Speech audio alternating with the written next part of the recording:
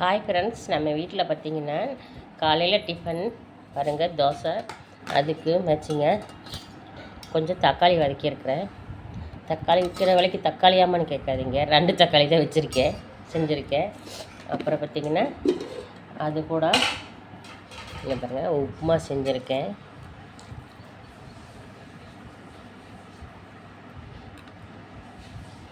உப்புமா சுட சுட உப்புமா இருக்குது. அதுக்கு மேட்சிங் பார்த்திங்கன்னா நமக்கு எப்போவுமே ஃபேவரட் சர்க்கரை தான், வெள்ளை சர்க்கரை.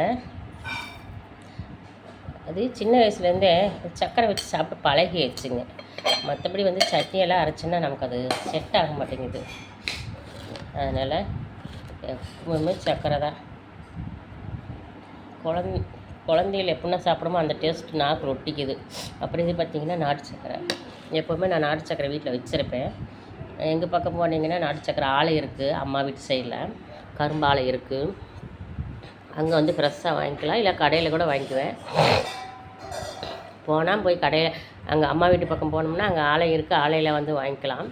இல்லைன்னா கடையில் வாங்கிட்டு வந்துட்டு, இந்த தடவை நான் கடையில் தான் வாங்கினேன். ஏன்னா நான் அம்மா ஊருக்கு போய் கொஞ்சம் லேட் ஆயிடுச்சு, அதனால் நான் வாங்க முடியல. இப்போ பாருங்கள், இப்போ நமக்கு சுட சுட தோசையும் தக்காளி வதக்கி வச்சுருக்கேன். அப்புறம் உப்புமா, அப்புறம் வெள்ளை சர்க்கரை, நாட்டு சர்க்கரை, 2 சர்க்கரையும் இருக்குது. நம்மளோட ஃபேவரட் இப்போ ரெடியாக இருக்குது. வாங்க ஃப்ரெண்ட்ஸ், சாப்பிட்லாம். உப்புமா ரெடியாக இருக்குது.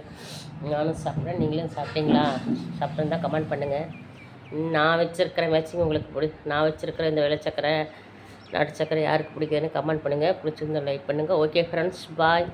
சப்போர்ட் பண்ணுங்கள், சப்ஸ்கிரைப் பண்ணுங்கள். பாய்.